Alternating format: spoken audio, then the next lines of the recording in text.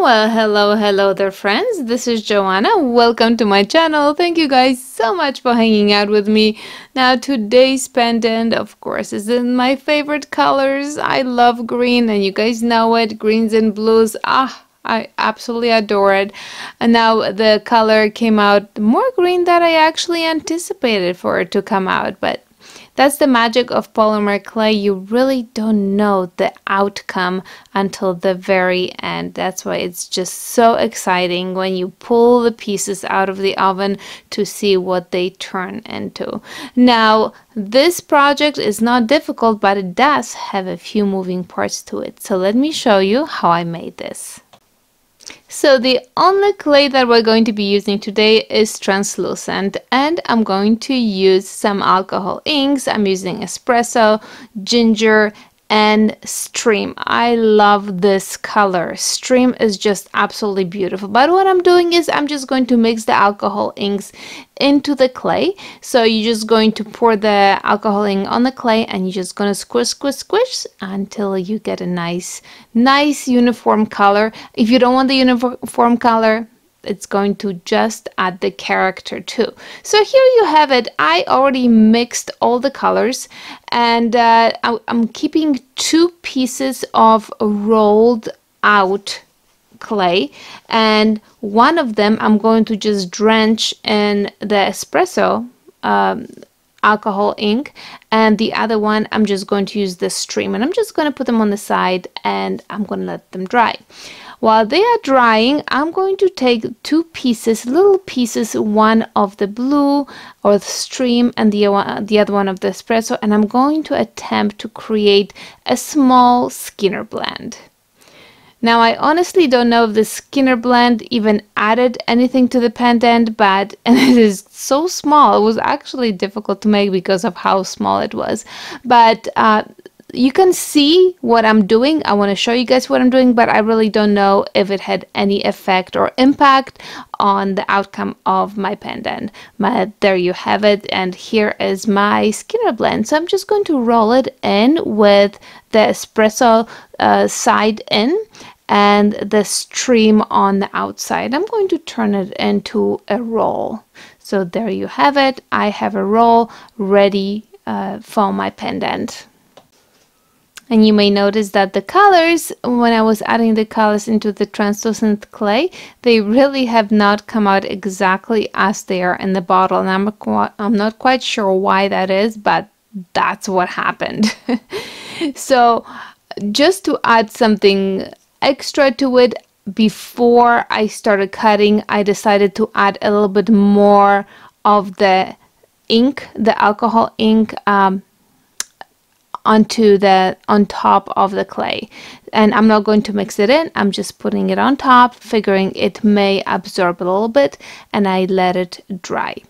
Now it's all chop time, so I'm just going to chop all my little pieces, and you see it right here. They are all individually chopped, including my little rolls. Now the little rolls, honestly, I think that would have, and I did it here, I just decided, after I chopped them, I decided to drench them in the espresso alcohol ink, and I probably should have done it right off the bat. I don't think that there was any other reason. There was no reason to do it any other way.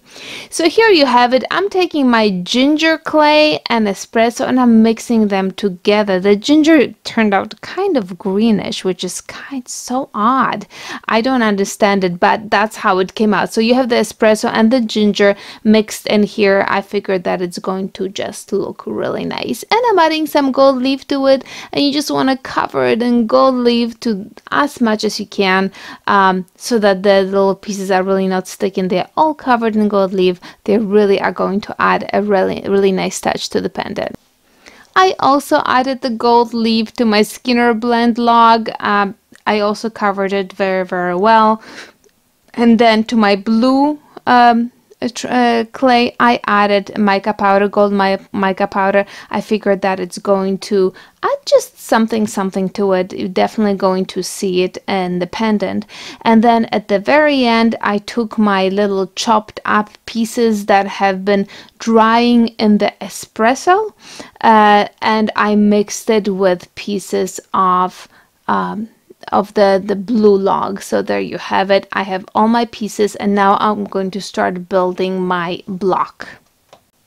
And we're going to start off with the bottom, which is the espresso and the ginger mixed together. So that's the bottom, okay? And now I'm going to move on, and I'm using the Skinner blend pieces because they have pieces of both the blue and the brown. And then I'm going to go in with my blue, and then when I get to the top, I'm going with the espresso soaked up translucent clay and the little pieces of blue translucent clay that are in it as well. So that's going to be my top. So I'm kind of layering it, but I don't want straight lines like between the different layers. I don't like straight lines, period. I do like when things blend together. So I was, even my card making, I blend colors. So I was trying to incorporate the same thing here. I think that when you kind of have the layers overlapping, it just looks so much more natural. And I do think that I have actually accomplished that. And of course, because it is so warm, this thing went into the freezer for a few minutes because I could not cut it at all. So there you have it. It's first slice is always so exciting, and it's kind of funny actually for me to watch myself when I go and make that first slice and I look at it, because I forget that I'm being recorded, and I just look at it and I know that things are going through my mind, It's like, oh my gosh, it looks so much different than I anticipated. Of course, the colors are different now too, because they're not, translucent is going to change in baking. But it really is funny to just watch myself kind of digest what I see. So I really wanted to use my silicone mold for this pendant. I knew that I was going to freehand some of the pendants, but I also want to use the silicone mold. I really do love them. They make the pendants look so beautiful, and they are so easy to use. So there you have it. There's my silicone mold. I'm kind of eyeing just to see how that is going to fit into my mold, and I want to use the round one. And then I just went for it. If it breaks in half, it doesn't really matter. It just makes things look more natural. But here actually you have two sides to your slice, so that's kind of exciting too, because the two slices don't look the same at all. I mean, that one slice doesn't look the same on both sides. That's what I meant to say. But here you have it. You're just going to have to give it a good squish, and you really have to push it in. And once you push it, you're done pushing it in, then you want to clean around the edges and, cut off whatever you don't need. And this pendant is going to look so pretty. In order to pop it out, I always put my silicone molds with clay in it. I put it in the freezer for 5-10 minutes, and getting the pendants out is absolutely not a problem at all. And there you have it. It's straight from the freezer, and it probably could have stayed in the freezer even a little bit longer, but I was just very impatient. I just wanted to see the outcome, and there you have it. It looks so beautiful. And of course, like I said, this is all translucent clay, so we know already ahead of time that this is going to look completely different when you get it out of the oven. And the beauty about using silicone molds is that the pendants come out just so beautiful and perfect. And for the rest of my pendants, I used my freestyle cut style. Freestyle cut style.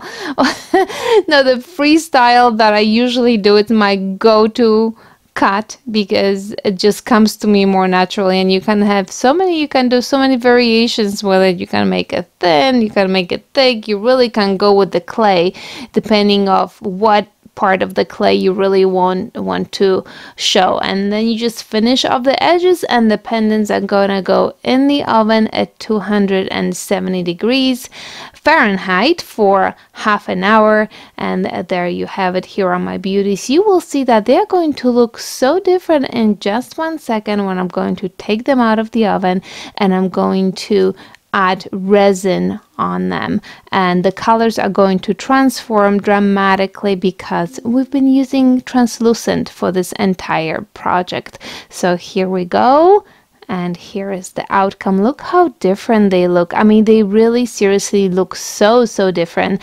The brown doesn't even look like brown. It almost looks like amber. The amber that I use from Cernit. I mean, it totally reminds me of that. But yeah, the colors came out magnificent. You can see the gold leaf. You can see the mica. I'm really in awe with this pendant. But that's because also I love these colors so much. Well, I have a feeling that you probably don't even have to layer all those chopped pieces the way I did when I was layering the different colors. You probably, if you took all those pieces together and you mixed them up, it probably into one big glob, it probably would have come out just as beautiful. Maybe I just need to give it a shot and try it. Well, thank you so much for watching today's video. I always love sharing those projects with you guys. If you have an opportunity, post your pictures on my Instagram account. I would love to see what you guys come up with. I love sharing ideas with you guys. With that being said, till next time, my friends. Ta-ta!